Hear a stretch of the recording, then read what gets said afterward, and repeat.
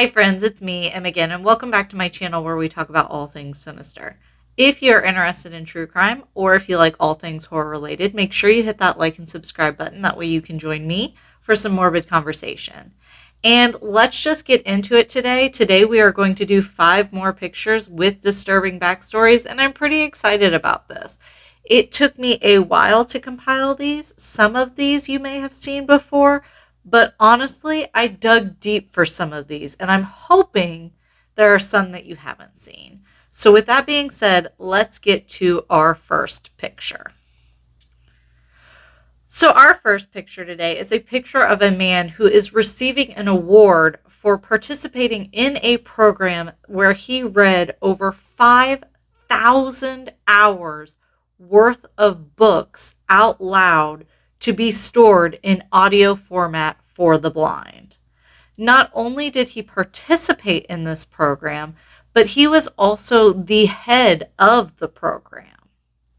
The project was known as the Blind Project of the Volunteers of Vacaville, and the person receiving the award is Edmund Kemper, also known as the co-ed killer. Edmund had previously killed his grandma and grandfather when he was young and was released after the crime. He would go on to murder 6 college students when he was a young adult before ultimately killing his mother and his mother's friend. He would end up turning himself in and being found guilty of the murders and further sentenced to 7 years for each life taken. Once in prison, that is when Kemper began working on the Blind Project and recording his thousands of hours worth of audio. He narrated hundreds of books and has been quoted saying, "I can't begin to tell you what this has meant to me, to be able to do something constructive for someone else, to be appreciated by so many people, the good feeling it gives me after what I have done." He no longer works in book narration, and his recordings were used for the project but not released to the general public.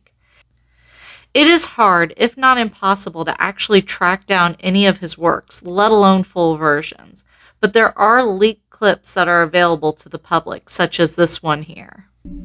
Chapter 1. Goodbye, Daddy.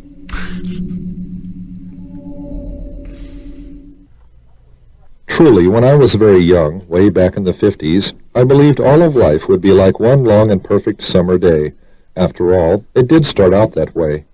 There's not much I can say about our earliest childhood except that it was very good, and for that I should be everlastingly grateful. We weren't rich, we weren't poor. If we lacked some necessity, I couldn't name it. If we had luxuries, I couldn't name those either, without comparing what we had to what others had, and nobody had more or less in our middle-class neighborhood. In other words, short and simple, we were just ordinary run-of-the-mill children. Kemper was regarded to be a bright and brilliant man, and it seemed as though he really did flourish once he got to prison. So I guess you could consider this to be a silver lining in his otherwise horrible history.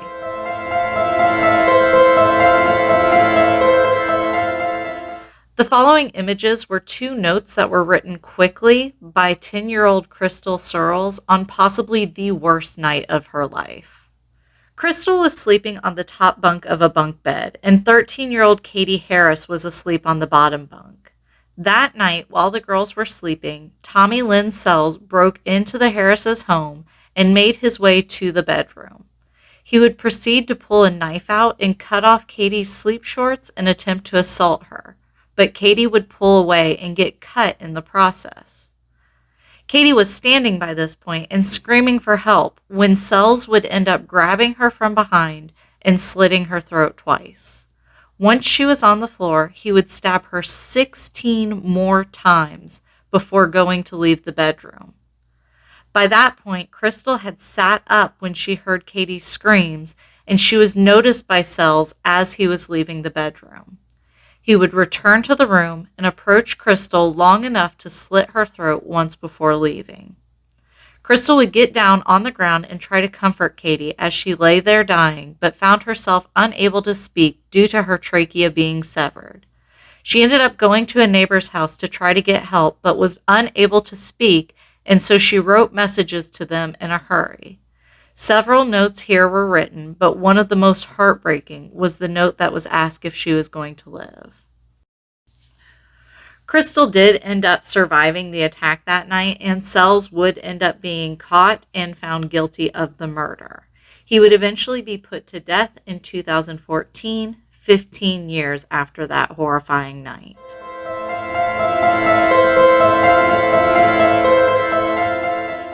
I'm sure by now these faces are familiar to all of us, but in case you don't know, this is the famous murdering couple of Paul Bernardo and Carla Homolka. However, that's not what makes this picture so chilling. It's the fact that this photo is the photo that was placed inside the casket of Carla's sister Tammy Homolka by Carla and Paul. For those of you who are unfamiliar with the story, Tammy was also the couple's first victim. Paul had told Carla that he was attracted to Tammy, especially at the thought that she was still a virgin, and he wanted to take that virginity from her. The two devised a plan to drug Tammy so that Paul could do just that. Carla had considered it as a gift that she was giving to Paul. Originally, the couple had laced Tammy's dinner with Valium, and it did cause her to pass out, but she woke up midway through Paul's assault. Carla would end up stealing animal tranquilizer from the animal clinic that she worked at, and the couple would end up using this tranquilizer on Tammy after a Christmas party. They would end up assaulting Tammy together while she was unconscious. As though this situation wasn't unfortunate enough, Tammy would end up vomiting from the drug and choking on her own vomit. Before calling 911, Tammy and Paul would clean up their crime scene and hide all the evidence. Her death would originally be ruled as an accident. It wouldn't be until after the couple was caught later on for other crimes that Tammy's coffin would be exhumed and the picture would be removed. And per her parents' request, it would never be returned.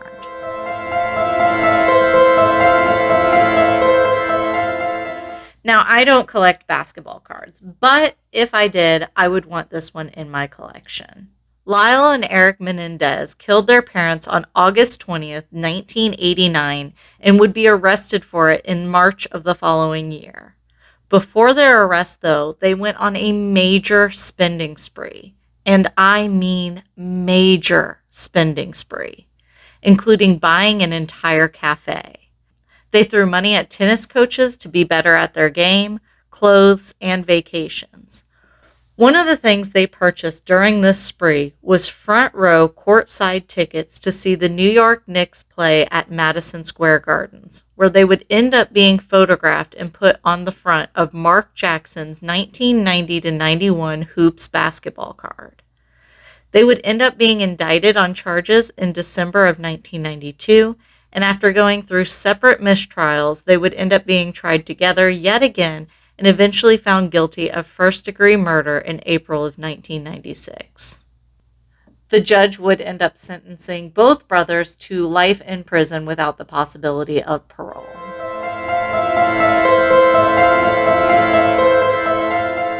Our final photo today is a photo that was taken on April 1st of 1984 at a 17 magazine's fashion show. You can see in the picture that there is a man who seems to be watching the fashion show with interest. That man is serial killer Christopher Wilder, who would end up kidnapping and killing 17-year-old Michelle Korfman after meeting her there at the fashion show. Originally from Australia, where he had a violent past involving several sex crimes, Wilder ended up moving to America in 1969. He would continue his sexual attacks while stateside and would eventually escalate to murder. He did this once he picked up photography, and he would lure women with the promise of being a modeling agent and a photographer. This is what he was doing at the Meadows Mall in Las Vegas when they were hosting the fashion show. He spoke with several young girls about meeting up later that day, and Michelle took him up on that offer. Her body would end up being found 2 weeks later. We can't say for certain the exact number of Wilder's victims, but we do know that there were at least 8. Wilder never would go to trial because during his apprehension by the police, they would end up getting in a scuffle, and Wilder would actually end up accidentally shooting himself twice, which would result in his death.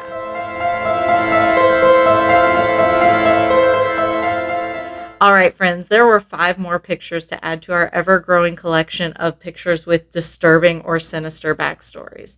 If there's a picture you'd like to see on this list that hasn't been mentioned yet, my email is always going to be listed down in the description box down below in my link tree, along with all my other social media accounts. Until next time, as I always say, my friends, take care, stay safe, and I'll talk to you later. All right? Bye.